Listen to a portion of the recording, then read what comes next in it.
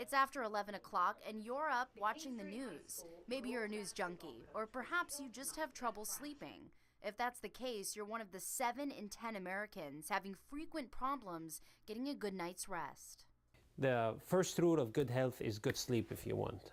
The better you sleep, the healthier you are.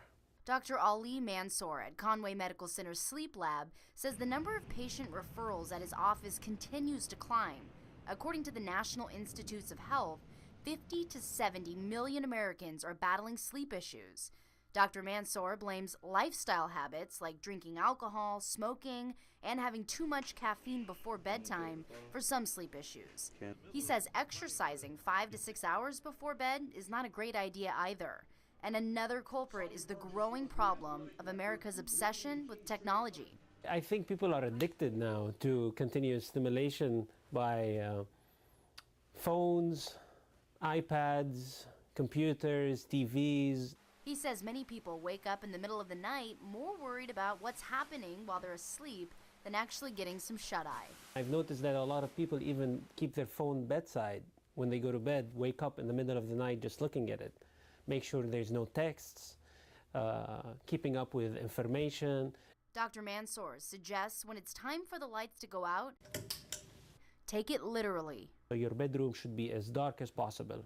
No light source, no TVs, no computers, no iPads, no phones, not even a watch. These simple tips often don't work for those who have more serious sleeping conditions caused by medical problems, their weight, or stress.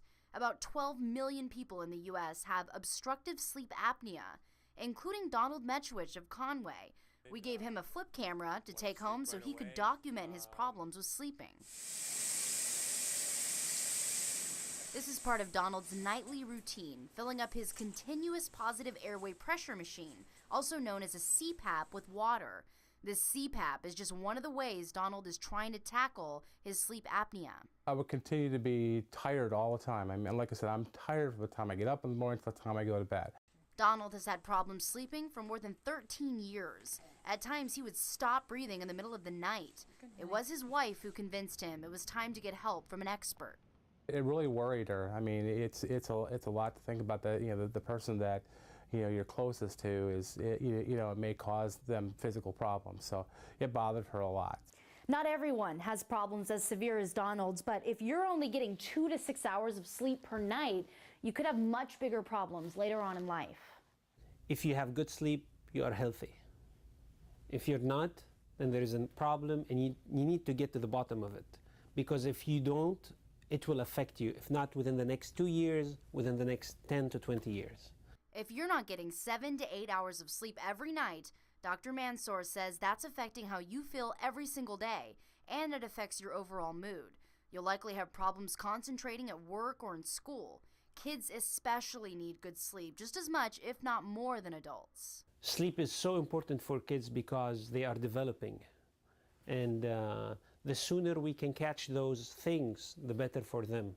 Not catching your Z's now could lead to severe medical problems, including high blood pressure, heart issues, even strokes. You're also shocking your immune system and affecting your glucose levels.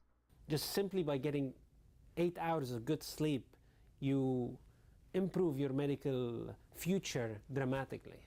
The benefits of sleep cannot be understated. Losing sleep doesn't just affect you the next morning after a restless night. It could make a huge impact on your entire life. So here's wishing you sweet dreams. Crystal Costa, WPDE News Channel 15.